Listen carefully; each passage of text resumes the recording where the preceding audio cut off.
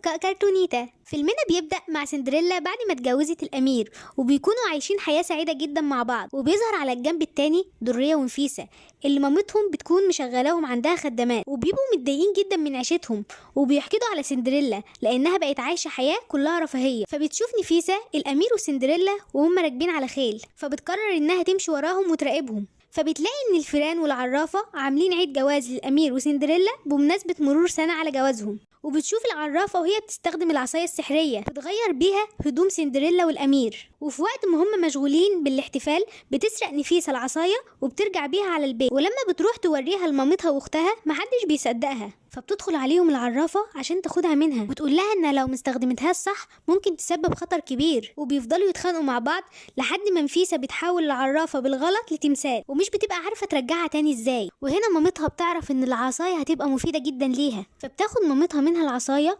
وبترجع بيها الزمن لليوم اللي الدوج بيدور فيه على صاحبة الجزمة البلور. وفعلا بترجع الزمن وبيجي اليوم اللي الدوج بيدخل فيه بيت سندريلا، وبتكون سندريلا محبوسة فوق في الأوضة لأن مرات أبوها قفلت عليها بالمفتاح. ووقتها بيحاول الدوج يقيس الجزمة على رجل نفيسة، فمامتها بتستخدم السحر وبتخلي الجزمة تيجي على مقاسها. ولما بتنزل سندريلا عشان توقفها بيكون الضوء أخدها ومشي. فبتكون سندريلا زعلانة وبتقول لمرات أبوها إنها تبقى صاحبة الجزمة البلور وبتطلع لها الفردة التانية، فبتاخد منها الجزمة وبتكسرها وبتقول لها ان كل اللي حصل امبارح ده كان مجرد حلم. فبتقعد سندريلا تلم ازاز جزمتها وهي زعلانه. فبيقول لها الفار جاد ان الامير لسه عارف شكل صاحبه الجزمه اللي رقصت معاه امبارح. فبتقرر سندريلا انها تروح تقابل الامير وهو لما يشوفها هيعرفها. فبتروح سندريلا عند باب القصر وبيكون عليه حراس، فبتدخل من مدخل الخدم وبتعمل نفسها منهم وبتاخد الحاجه تدخلها جوه، ولكن بتوقفها رئيسه الخدم وبتقول لها ان اول مره تشوفها هنا. فبتقول لها انها تبقى صياده فيران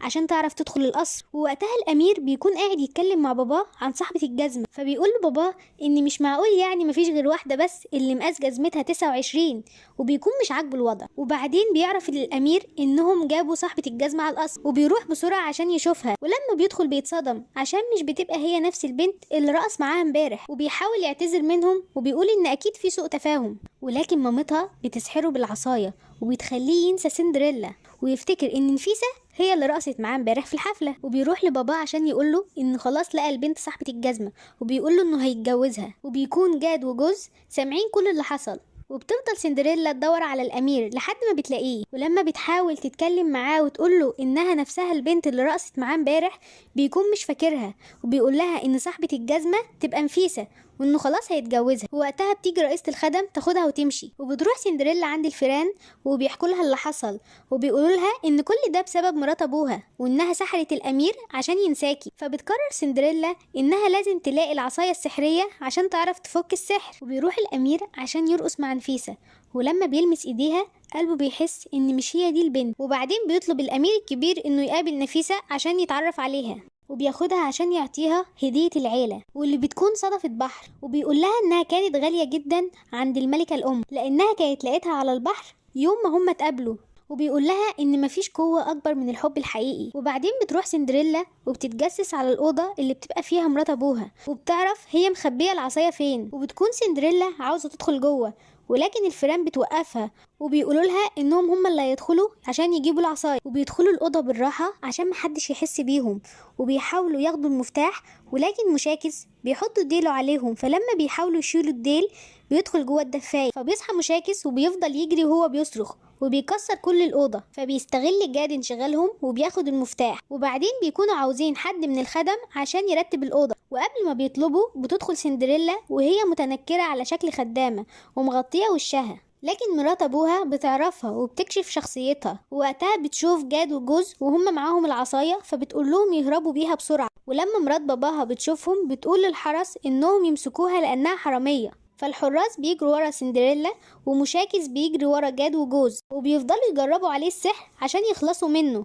وفعلا بيصغر حجمه وبيبقى زيهم، ولكن بيفضل يهجم عليهم ويطاردهم برضه فبيرجعوه تاني. وبعدين بتروح العصافير عشان تخرج الامير بره وسندريلا تشوفه. وقتها بتحدف الفيران العصايه لسندريلا، وفي لحظه ما هي بتحاول تفك السحر من عليه بيجوا الحراس ويمسكوه. تاخد مرات ابوها منها العصايه وبتقول للامير انها حراميه، وبتقرر انها تبعتها على سفينه بره المدينه. ولما بيروح الامير لباباه عشان يحكي له انه حاسس ان في حاجه غلط، وبتحاول الفيران تكلمه عشان يحكوا له اللي حصل، لكن الامير مش بيفهم كلامهم، فبيمثلوا اللي حصل عشان يقدر يفهمهم، وبيقولوا له ان لازم يساعد سندريلا قبل ما تمشي. وبيروح الامير بسرعه عشان يلحق سندريلا. بيكون الحراس خلاص اخدوا سندريلا وطلعوها على السفينه، وفجاه بتلاقي الامير وراها وبتفرح انه خلاص افتكرها ورجع لها، وبياخدها وبيرجع بيها الامير على القصر. وبيقرر الملك انه يقبض على مرات ابوها وبناتها. باستخدام العصايه بتقدر تخفي نفسها هي وبناتها من الاوضه. فبيروح الضوء يعرف الملك انه ملقاش حد في الاوضه، وبيعرف الامير باباه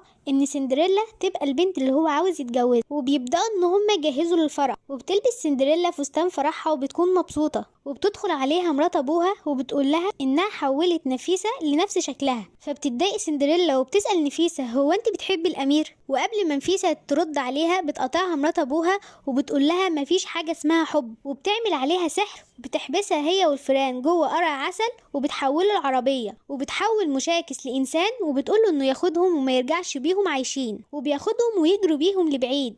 وبتقول سندريلا للفيران انهم يحاولوا يبوظوا العجل بتاع العربيه عشان تقف، وبتكسر سندريلا قرع العسل وبتقرب من مشاكس وبتوقعه من على العربيه، وبتاخد الحصان وبترجع على فرحها تاني. وبتظهر نفيسة وهي عاملة نفسها سندريلا في القصر عشان تتجوز الأمير، ولكنها ما كانتش مبسوطة عشان حاسة انها واخدة مكان سندريلا. وبيسألها المأذون لو هي موافقة عليه ولا لأ، وأول ما بيمسكوا إيدين بعض بتقول نفيسة إنها مش موافقة، لأنها كانت بتدور على الحب الحقيقي، وإن اللي بيحبها لازم يكون يحب نفيسة نفسها. وبتدخل سندريلا القصر، ومرات أبوها بتتعصب من نفيسة وبتقول لها إنها نكرة الجميل. وبعدين بيأمر الملك الحراس عشان يقبضوا عليها، ولكن بتستخدم السحر وبتحولهم لحيوانات. ولما بتحاول إنها تأذي سندريلا بيقف الأمير قدامها وهو ماسك السيف، فالسحر بينعكس من مراية السيف وبيرجع على مرات أبوها وبنتها، وبتتحول هي ودرية لضفادع. وبتسلم نفيسة سندريلا للأمير وبتقوله إن هي دي اللي قلبك حبها بجد. وبتمسك العصاية